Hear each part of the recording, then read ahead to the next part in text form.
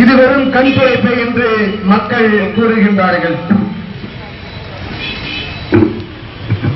37% என்ற அடிப்படையிலே இந்த அரசு ஏற்றிருக்கும் இந்த விலை உயர்வினால் ஒரு தனிப்பட்ட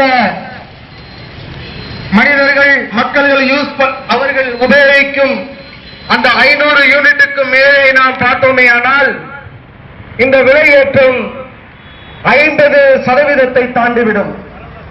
இது மிகவும் கண்டிக்கத்தக்கது. இது அநியாயமற்ற ஒரு விலையேற்றமாக இருக்கிறது. ஆகவே இந்த தமிழக அரசு இந்த விலையேற்றத்தை வாபஸ் பெற வேண்டும். கேரளாவிலும் ஆந்திராவிலும் இல்லாத மின்தடை மின் விலையேற்றம் ஏன் தமிழகத்தில் மட்டும்? இந்த தமிழக அரசு சற்று சிந்தித்து பார்க்க வேண்டும். மின்சார வாரியத்தில் இருக்கும் குளறுபடிகளையும் சீர்கேடுகளையும் சீர்திருத்த வேண்டும். தெருக்களிலும் சாலை ஓடுகளிலும் நேரம் தவறி இறந்து கொண்டிருக்கும் மின் விளக்குகளை அணைக்க வேண்டும். பொதுமக்களுக்கு எப்படி இந்த மின்சாரத்தை பயன்படுத்த வேண்டும் என்று முகாமினத்து விழிப்புணர்வு செய்ய வேண்டும். மின் திருட்டை கண்டுபிடித்து மின் திருடுபவர்களை மின்சாரத்தை திருடுபவர்கள் மீது கடுமையான சட்டத்தை புகுத்த வேண்டும்.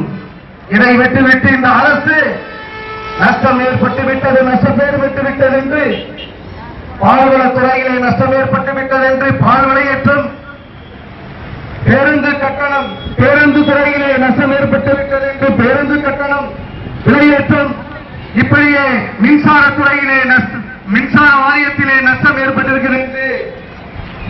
மின் வாரிய நஷ்டத்திற்காக நாங்கள் மின் விலையேற்றம் என்று இப்படியே ஒவ்வொரு துறையிலும் நஷ்டம் என்று விலையேற்றிக் கொண்டு போனால் கடைசியில் இந்த மக்கள் நஷ்டப்பட்டு நிற்பார்கள். ஆகவே ஆட்சியாளர்களே சிந்தித்து பாருங்கள், மக்களின் மீது அக்கறை செலுத்துங்கள்.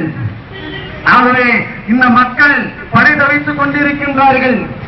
ஏற்கனவே இந்த தமிழகத்திலே வாழ்ந்து கொண்டிருக்க அத்தனை மக்களும் மின்சாரம் 8 மணி நேரம் 10 மணி நேரம் இன்றி வேதனையில் வீழ்ந்து கொண்டிருக்கின்றார்கள். தூக்கமின்றி, வியாபாரமின்றி மருத்துவர்கள் புலம்பிக் கொண்டிருக்கின்றார்கள். இந்த தருணத்திலே இந்த அரசு அநியாயமற்ற நிலையிலே இந்த விலை உயர்வை ஏற்றிருப்பது மிகவும் கண்டிக்கத்தக்கது. ஆகவே மக்கள் நலனை கருதி இந்த அரசு மக்கள் மீது அக்கறை கொண்ட அரசாக இருக்கும் என்றால் இந்த மின் விலை உயர்வை உடனடியாக ரத்து செய்ய வேண்டும், வாபஸ் வாங்க வேண்டும் என்று மனிதநேய மக்கள் கட்சியின் சார்பாக எனது பதிவை